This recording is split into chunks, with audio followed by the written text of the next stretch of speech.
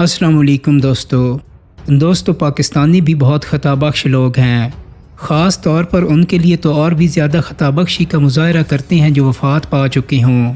Civil اور فوجی dictators, fascist, نفرت پھیلانے والی شخصیات اور قانون ہاتھ میں لینے والوں کے بھی لوگ عقیدت مند بن جاتے ہیں۔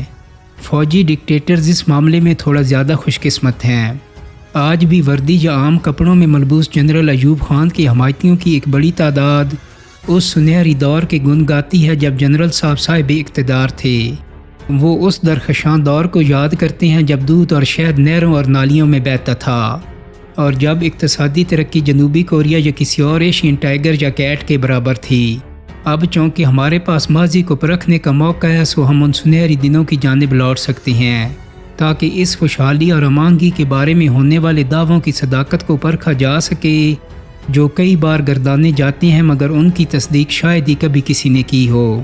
نہ چاہتے ہوئے بھی اقتدار ترک کرنے کے قریباً 50 برس سے زیادہ بیت جانے کے بعد بھی ایک بہتر ساکھ رکھنے پر تمام دھاروں اور ادوار کے سیاسی لیڈران جنرل ایوب خان سے حسد ضرور رکھتے ہوں گے۔ ایوب دور کے بارے میں عام خیال سننے کو یہ ملتا ہے کہ ان کے دور میں اقتصادی ترقی اور خوشحالی پیدا ہوئی اور دنیا میں پاکستان کی ساکھ میں اضافہ ہوا، مگر اس دور کے اقتصادی حقائق اگر بھیانک نہ بھی ہوں تو اتنے بھی بہتر نہیں۔ جنرل ایوب خان کی پالیسیوں اور اقدامات کا خصوصی جائزہ لیا جائے تو پتہ چلتا ہے کہ ان کا بنیادی مقصد اپنی حکومت کو بحال رکھنا اور طول دینا ہی تھا۔ یوں ان کی حکومت نے ہی بنگلہ دیش کی علیحدگی کا بیج بویا اور اس پودے کو بے تحاشا پانی فراہم کیا گیا۔ پھر اگلے چند برسوں میں سقوط ڈھاکہ کا واقعہ پیش آ گیا۔ کئی لوگ اقتصادی ترقی کو ان کی غیر معمولی کامیابی گردانتے ہیں، مگر اس دور میں آمدنی میں عدم مساوات کو فروغ ملنے سے ملک میں صرف 20 گھرانوں کو عروج حاصل ہوا جنہوں نے قومی وسائل پر اپنا اختیار جما لیا اور اپنے پاس کالا دھن جمع کیا۔ اس طرح باقی لوگوں میں غربت، بھوک اور مایوسی پھیلی رہی۔ دوستو، یہ کہانی شروع ہوتی ہے 1958 سے جب پاکستان کا پہلا ملک گیر مارشل لا لگا اور ایوب خان پاکستان کے سیاہ و سفید کے مالک بن گئے۔ وہ پہلے ڈکٹیٹر تھے جو برملا کہتے تھے کہ عوام ابھی اتنے باشعور نہیں ہوئے کہ انہیں ووٹ کا حق دیا جائے۔ جمہوریت اور سیاستدانوں سے ان کی نفرت اتنی زیادہ تھی کہ انہوں نے ایپٹو اور پراڈا جیسے بدنام زمانہ قوانین بنائے۔ ان قوانین کے تحت 7000 سیاستدان 7 سال کے لیے نااہل قرار دیے گئے۔ نااہل قرار دیے جانے والے سیاستدانوں میں سابق وزیر اعظم حسین شہید سہروردی اور فیروز خان نون جیسے بڑے نام بھی شامل تھے۔ ان لوگوں کو نااہل کرنے کے لیے کرپشن اور ملک دشمنی کے الزامات لگائے گئے۔ سیاستدانوں پر کرپشن الزامات اور نااہل کرنے کے بعد ایوب خان نے اپنی مرضی کا ایک آئین تشکیل دیا اور 1965 میں اسی آئین کے تحت انتخابات کا اعلان کر دیا۔ خود پسندی اور اقتدار کی ہوس دیکھیے کہ جنرل ایوب جو پاکستان مسلم لیگ کے صدر بھی تھے، وہ خود صدارتی امیدوار کے طور پر میدان میں آ گئے۔ ان کے مقابلے کے لیے اب میدان میں کوئی سیاستدان نہیں بچا تھا کیونکہ تمام بڑے سیاستدانوں کو مختلف الزامات کے تحت نااہل کیا جا چکا تھا۔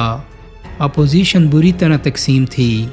ایوب خان کا خیال تھا کہ وہ بہت مقبول ہیں اور بآسانی جیت جائیں گے۔ ایسے میں تقسیم شدہ اپوزیشن نے بھی شاندار پتہ کھیلا۔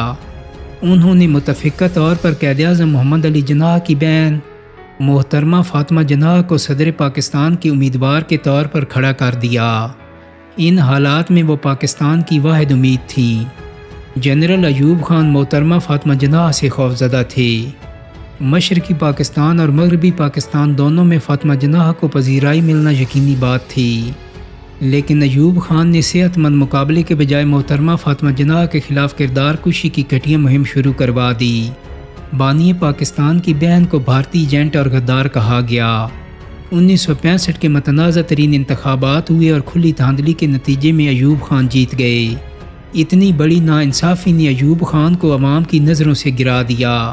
ایوب خان کے خلاف ملک گیر احتجاج شروع ہو گئے اور سڑکوں چوراہوں پر ایوب کے خلاف ہر طرح کے نعرے لگنے لگے۔ اسی دوران 2 ایسے واقعات ہوئے جن سے ملک کی معاشی حالت ڈاواڈول ہو گئی اور ایوب خان کو بہت بڑا سیاسی دھچکا پہنچا۔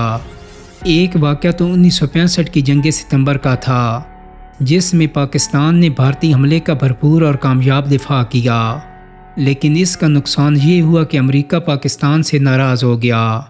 وجہ یہ تھی کہ امریکہ سے پاکستان کا معاہدہ تھا کہ پاکستان امریکی ہتھیاروں کو بھارت کے خلاف استعمال نہیں کرے گا، لیکن ظاہر ہے جنگ میں پاکستان نے اپنی پوری طاقت بھارت کے خلاف استعمال کی، جو پاکستان کا حق بھی تھا، لیکن اس سے امریکی امداد بند ہو گئی۔